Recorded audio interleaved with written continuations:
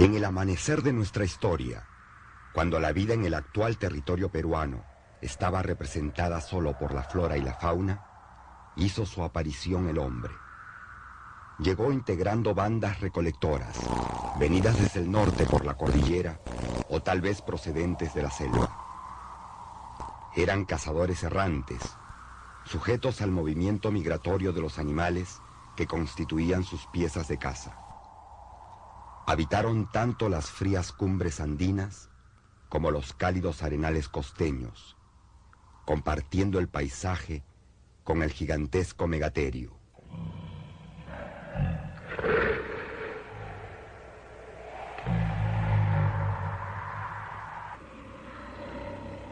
Con los pesados mastodontes,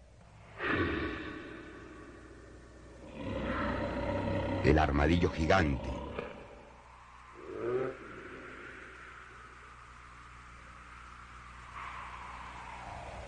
los primeros caballos,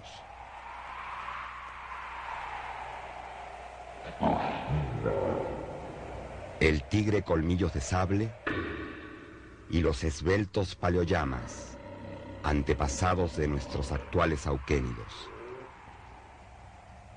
Los cazadores nómades representan al denominado periodo lítico. Su presencia se remonta a 20.000 años de antigüedad en las cuevas de Piquimachay, en Pacaicasa, Ayacucho. Restos hallados en cuevas cercanas a la laguna de la Auricocha, ubicada en la Sierra Central entre Pasco y Huánuco, confirman la presencia del hombre 7.575 años antes de Cristo. Este es el cráneo del hombre de la Auricocha, que habitó las cuevas. Estas, las pinturas con que las adornó.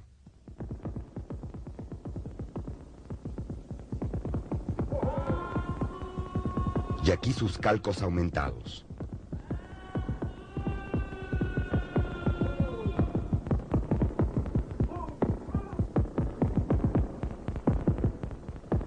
Un cazador con 2 punzones de madera saliendo de cacería. Esta es la primera representación de un hombre en el Perú. El animal que encabeza el grupo es un guanaco herido por un venablo arrojadizo. El segundo se detiene asustado y un tercero disminuye la velocidad. No así los otros, que continúan corriendo con agilidad conejil, por lo que solo se les aprecia 2 extremidades. Los últimos guanacos también han sido heridos y uno de ellos está por caer. En el suelo quedan los restos de los que han sido muertos. Destaca entre los cazadores, por sus gestos, el caudillo, quien además tiene la cabeza deformada.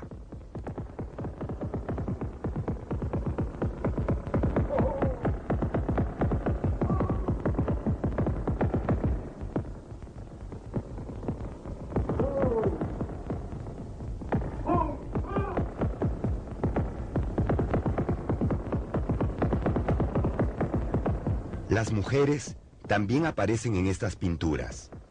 La primera en representarlas fue encontrada en Bagua.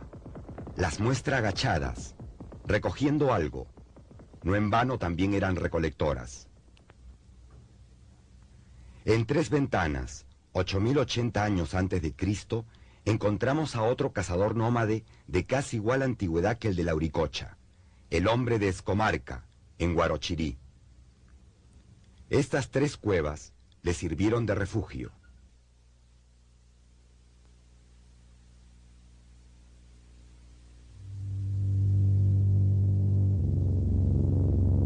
La primera tiene 6 metros de profundidad. La del medio alcanza 22 metros.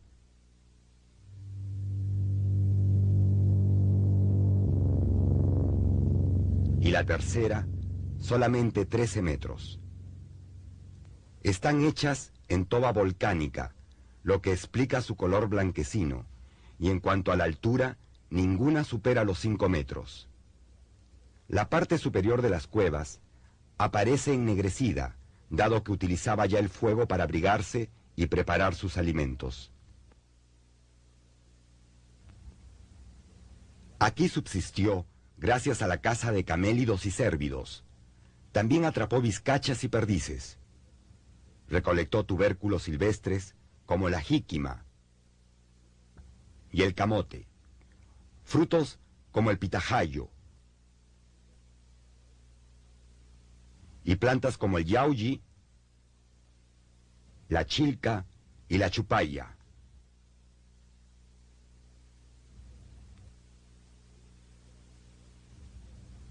Dentro y fuera de la caverna, ejecutó su trabajo para transformar las piedras en herramientas. Pedazos de roca volcánica le sirvieron de yunque, de martillo una roca más dura y de material un canto rodado. Nacen así las raederas para desollar las pieles de los animales, cuchillos para cortar la carne y hachas de mano para distintos usos. También estas puntas de piedra para las armas arrojadizas. Estas puntas eran hechas por las técnicas de la percusión y la presión. Para el retoque final de las puntas servía la cornamenta de los ciervos, dada su dureza.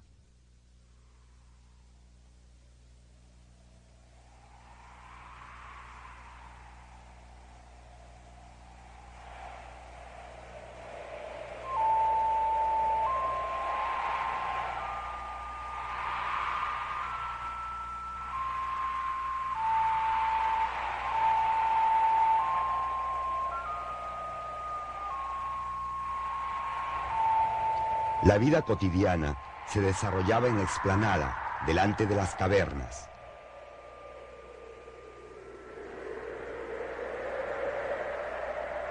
Los jóvenes salían a cazar, mientras las mujeres se quedaban trabajando los cueros y preparando la carne y otros alimentos. Los niños recolectaban raíces y frutos, en tanto que los ancianos preparaban instrumentos para la caza, la actividad primordial. Por encima de todos, debió destacar el pacu, o hechicero, verdadero jefe espiritual del grupo.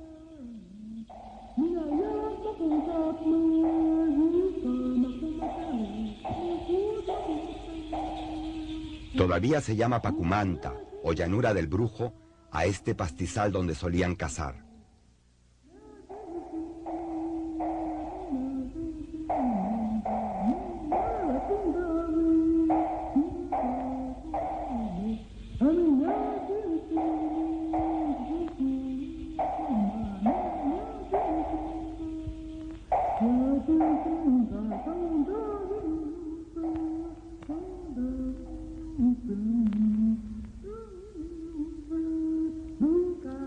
Para protegerse de las inclemencias del clima, el hombre de Escomarca utilizó las pieles de los animales, que primero secaba y luego cosía, utilizando fibras vegetales como hilo y espinas de cactus como agujas.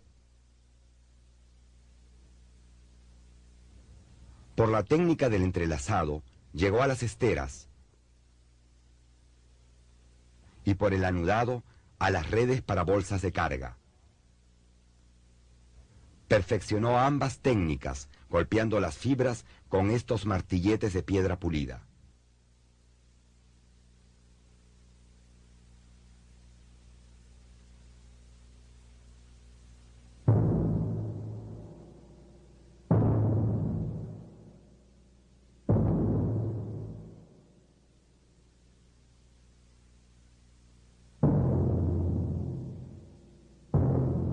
Estos restos humanos pertenecen a un adulto atado con sogas para darle la posición fetal o intrauterina. Las madejas de Ichu parecieran ofrendas funerarias.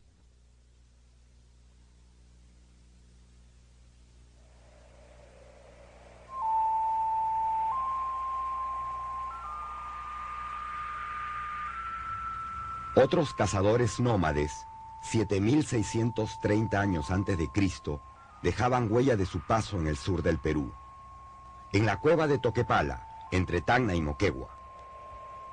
Sobre el fondo cuproso de la roca pintaron figurillas de forma humana. Están hechas mayormente con óxido de hierro, lo que les da el tono colorado. Empuñan garrotes y armas arrojadizas. La principal escena muestra cazadores con espadas de madera entre guanacos machos que caen abatidos, mientras que las hembras y las crías huyen despavoridas. Los animales están hechos con finos trazos. Se nota que algunos, ya heridos, caen en su carrera. Otros lucen borrosos, pero siempre está presente el cazador persiguiendo tenazmente a una pieza.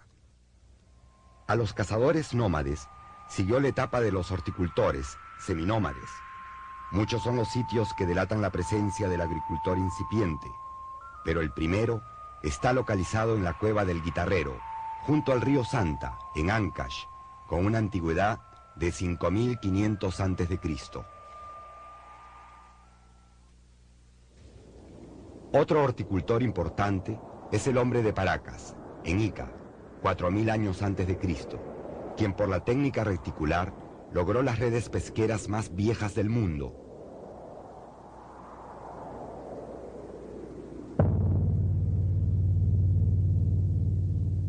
Este es el cráneo del hombre de Paracas, cubierto con una prenda de fibras entrelazadas. Usó también las técnicas del anudado y del anillado, llegando a la cestería, como lo prueba esta bolsa canasta. La herramienta de los horticultores fue el palo cavador, antepasado de la chaquitaglia. En la sierra debió ser de madera, en la costa fue a veces de madera, otras de coral o hueso de lobo marino o de cetáceo.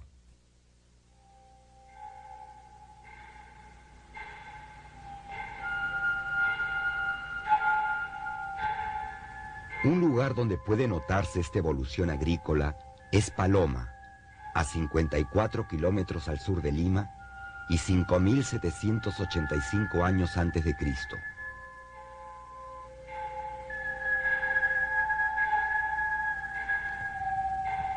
El paraje es desértico, solo se ven cactus y achupayas, pero allí surgió una aldea temporal que a la larga fue permaneciendo hasta conocer una vida semisedentaria. Los futuros agricultores de Paloma escogieron este secadal por estar próximo a las lomas, que cubiertas de neblina daban abundante vegetación en invierno. También quedaba cerca el valle de Chilca, que les proporcionaba frutos silvestres.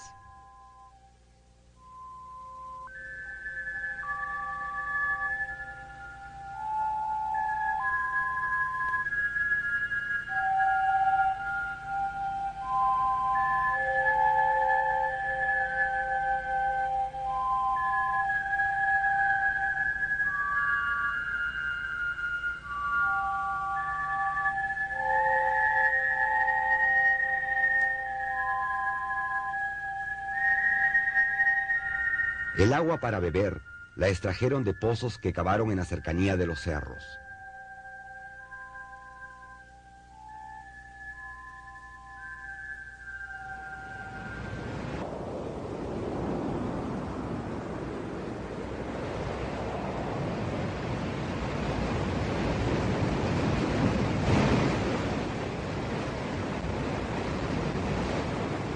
El mar, por otro lado, le significó nueva fuente de alimentación. Aves marinas, peces, crustáceos, algas y de manera preferencial moluscos.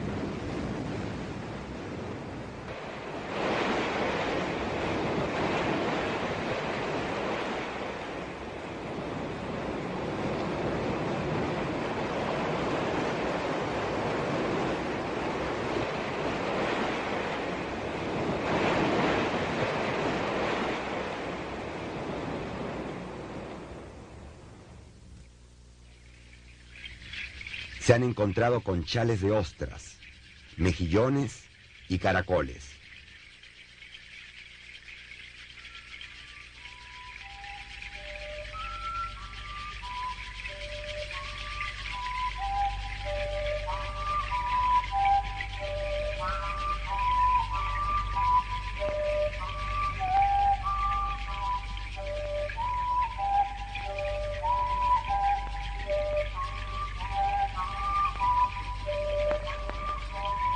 La aldea estaba conformada por agrupaciones de chozas construidas con cañas clavadas en el suelo, al igual que pequeños troncos de sauce o maguey. Alcanzaban un diámetro de hasta 4 metros.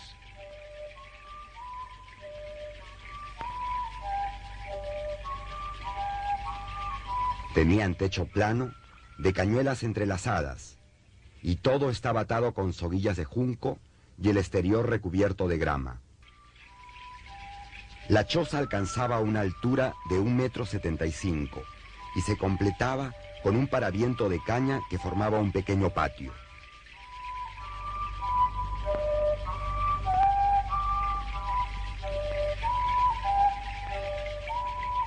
Debajo de estas chozas enterraron a sus muertos, habiéndose hallado hasta 250 cuerpos en posición fetal, semiflexionados o extendidos. Junto a las viviendas hay cenizales.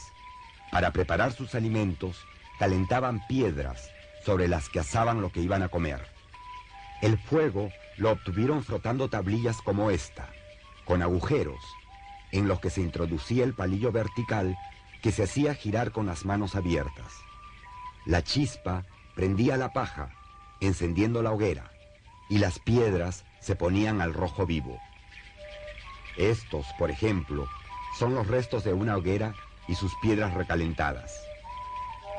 Para cubrirse, utilizaron, aparte de cueros de lobo marino y pieles de auquénidos, guaras y faldellines de fibras vegetales. Padecieron varias enfermedades, artritis, hernias vertebrales, así como de osteomelitis. Sus dentaduras no presentan caries, pero sí un gran desgaste por el consumo de moluscos y crustáceos con arenilla y abrasivos.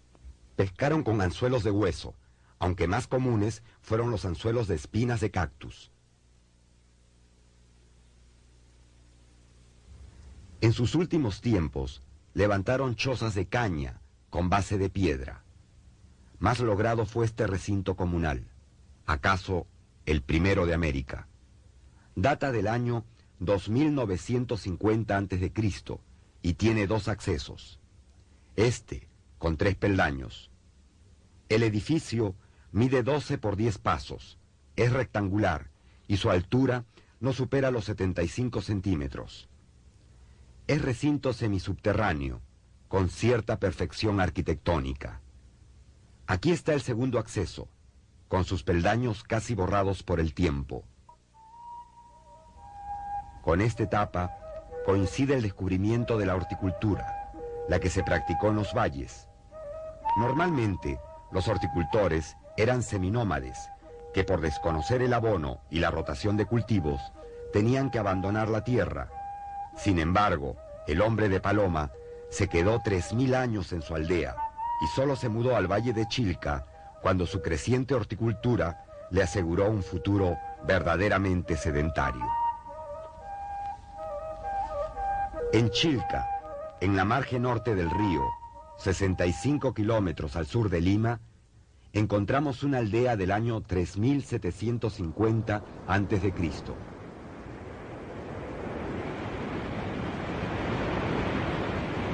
Aquí el hombre inauguró una nueva forma de vivienda. Tenía el perfil cómico y estaba hecha de palos y costillas de ballena, cubierta de juncos y soguillas de maguey. El ajuar doméstico se concretó a batanes, recipientes de hueso de cetáceo, cuencos de calabaza, espátulas de concha, agujas y punzones, redes de carga y pesca, y flautas de madera y hueso.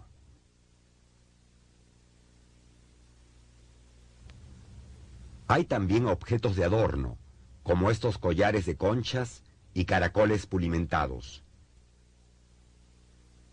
En realidad, se trata de ajuares funerarios. Precisamente, en el de un niño chilcano se halló este lagarto de fibra, el primer juguete que se conoce en el Perú. En Huacaprieta, Valle de Chicama, la horticultura incipiente condujo al hombre a descubrir una agricultura superior. Así aparece el algodón, 2430 a.C., y con él los primeros textiles hechos sin telar. Este tejido representa a un cóndor. Otro diseño exhibe a dos cangrejos unidos por una pata común, mientras las otras dos extremidades devienen en serpientes.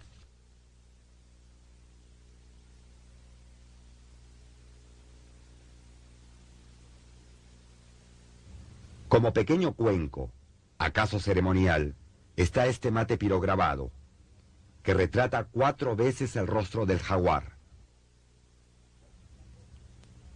En la costa, en Tablada del Urín, 23 kilómetros al sur de Lima, hay unos cubículos semisubterráneos que deben ser de las más antiguas habitaciones techadas con piedra. Para unos son viviendas, para otros sepulturas, y posiblemente sirvieron para ambas cosas.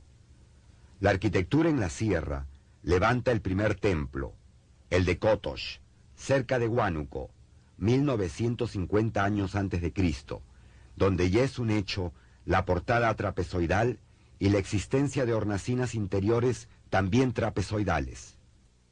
Esta es una réplica del edificio. El patio tuvo un agujero para el fuego sagrado. En este templo, precisamente, aparece la primera escultura de medio bulto del Perú, y acaso del continente, las manos cruzadas.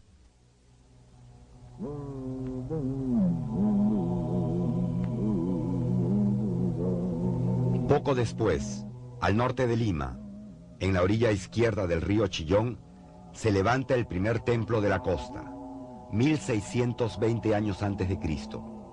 Es el templo de Chuquitanta, que tiene el mérito de conllevar el cultivo del maíz.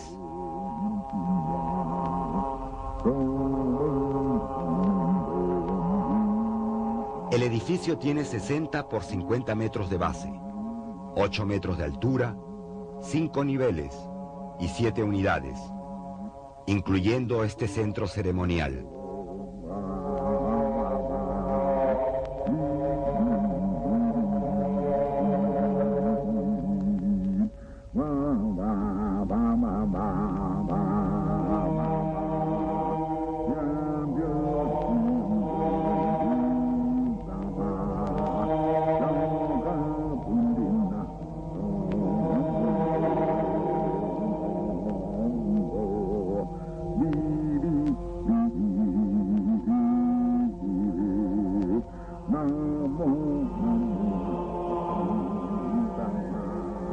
No lejos de allí está la cantera que proveyó a los constructores, apreciándose también los redondos martillos con los que rompían las piedras.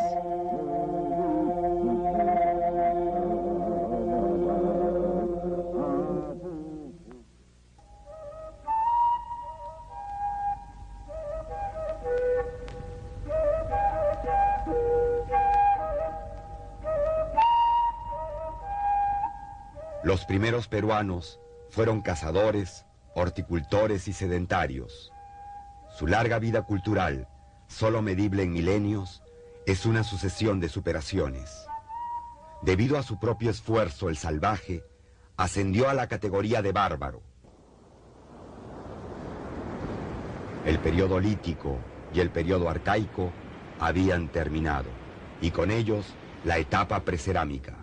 Ahora, en el formativo temprano, unos 2000 años antes de Cristo, aparece el modelador de cuencos de barro e irrumpe con un porvenir impredecible el maravilloso arte alfarero del Perú.